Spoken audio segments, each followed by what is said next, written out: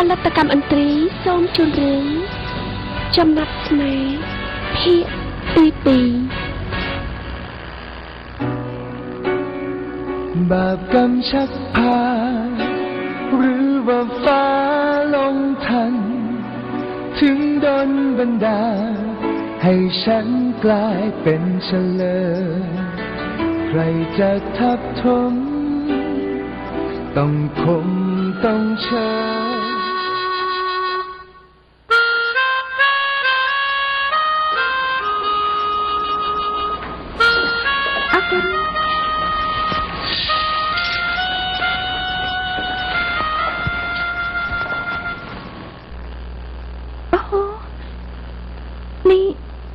លោកប៉ាអាការៈធ្ងន់ធ្ងរដល់ម្លឹងផងឯងយកលោកគ្រូពេទ្យថាមិនដែរគ្រូពេទ្យមិនអាចប្រាប់អ្វីបានទេត្រូវចាំលោកប៉ាដឹងខ្លួនសិនប៉ុន្តែខ្ញុំមិនទាន់គឺសមោលខ្ញុំខ្លាចណាស់ខ្លាចលោកប៉ាមិនភ្ញាក់ឡើងមកនិយាយជាមួយខ្ញុំយូធីនកុំគិតអញ្ចឹងអីលោកប៉ាត្រូវតែដឹងខ្លួនប៉ុន្តែគាត់អាយុច្រើនហើយអាចនឹងចំណាយពេលបន្តិច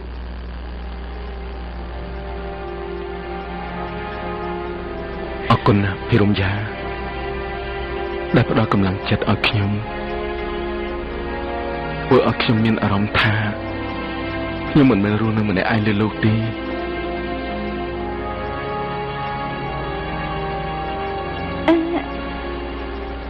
ខ្ញុំសុំទៅវិញល្អជាង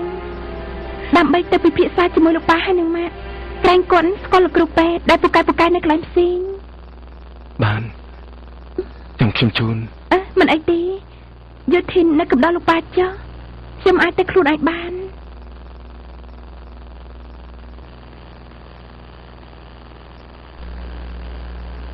ខ្ញុំត្រឡប់ទៅសូត្រធម៌ភាវនា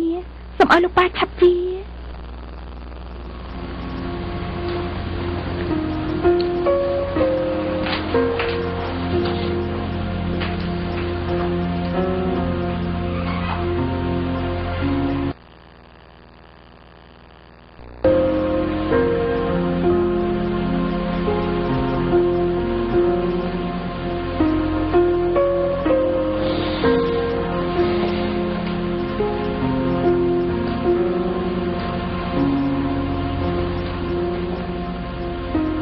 លោកប៉ាកុំចុះចាញ់ងាយងាយណាប៉ាត្រូវតែដឹងខ្លួនវិញលោកប៉ាលោកប៉ា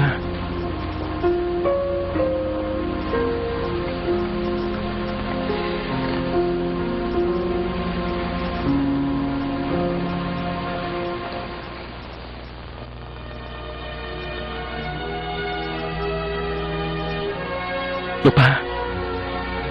លោកប៉ាលោកប៉ាយោធីនខ្ញុំទៅតាមគ្រូពេទ្យសិនប៉ាយោធីនប៉ាសុំទោសកូនផងណាប៉ាមិនបាច់សុំទោសខ្ញុំទេនៅក្រុមហ៊ុនមានបញ្ហាមិនមែនជាកំហុសរបស់ប៉ាណាមិនមែនជារឿងនោះទេកូន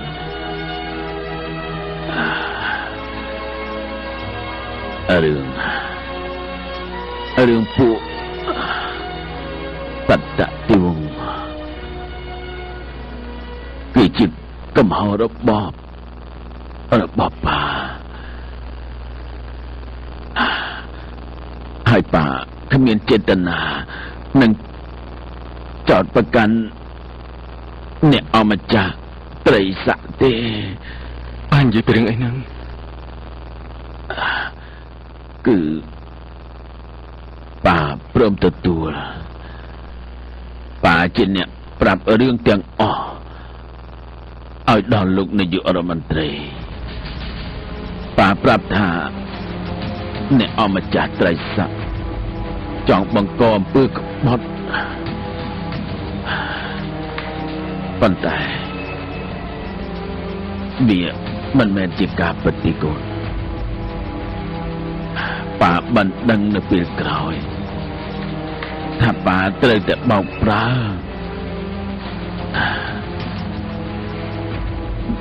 ប៉ាសាងកម្មពីឲ្យពួកសត្វទីវងពេលនេះពួកសន្តតិវងศ์គេកំពុងតែមានការសងសឹកយើងហើយណាកូន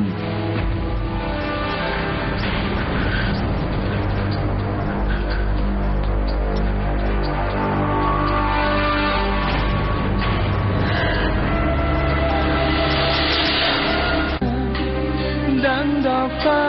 มาลีพร้อมเทียบศักดิ์ศรีเหมือนราชินีมิตรโปรดอย่ามุ่งร้ายประหัตประหารกรีดเชือนใจฉันด้วยสายตาอันแสน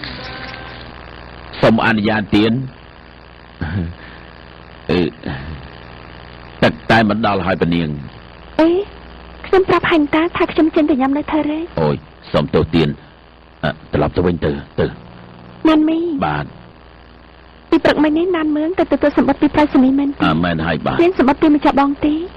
មិនមានទេព្រះនាងម្ចាស់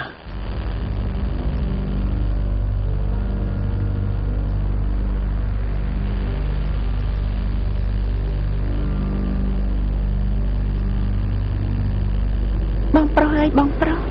គួរតែផ្ដោតដំណឹងអ្វីមកប្រាប់ខ្លះមិនមែនស្ងាត់ស្ងៀមបែបនេះទេអ្នកណាធ្វើអីបែប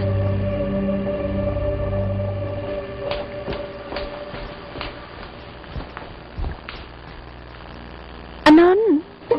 មិនយ៉ាបងស្លាប់ហើយមកនេះមកពីអញមិនធ្វើអីមិនដឹងខ្លួនទេខ្ញុំគ្មានចេតនាទេម្ចាស់បងខ្ញុំគ្រាន់តែចង់មើលឲ្យបានច្បាស់ដល់ផ្ដាស់មែនទេអានន្តនេះមិនមែនជាច័ន្ទក្បឿងធម្មតាទេណា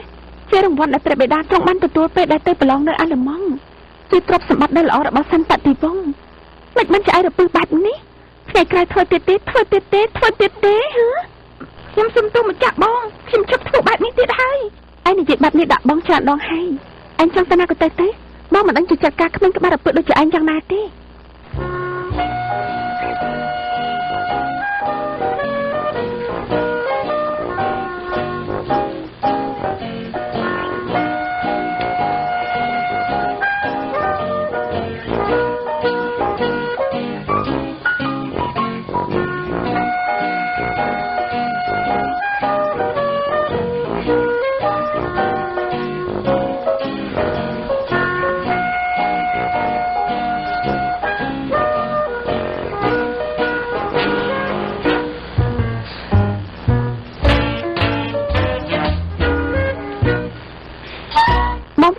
ថាបងមិនចង់ឃើញមុខឯងទេ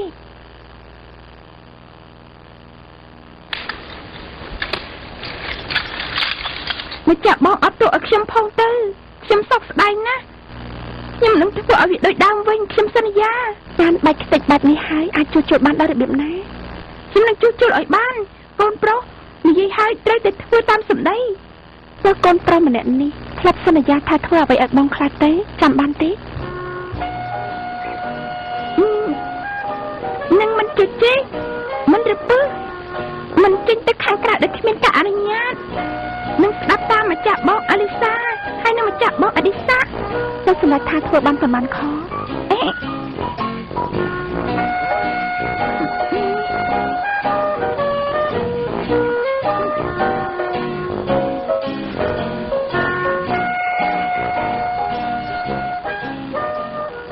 ពុទ្ធោម្ចាស់បងមិនព្រមឲ្យខ្ញុំទៅបាញ់សត្វចាប់ត្រីតែឲ្យខ្ញុំទៅធ្វើអីទៅខ្ញុំសុំទៅជិះសេះម្ចាស់បងក៏មិនឲ្យទៅគឺអញនៅក្មេងណាស់មិនអាចជិះសេះបានទេយល់ទេអ្វីក៏ក្មេងខ្ញុំធំហើយណា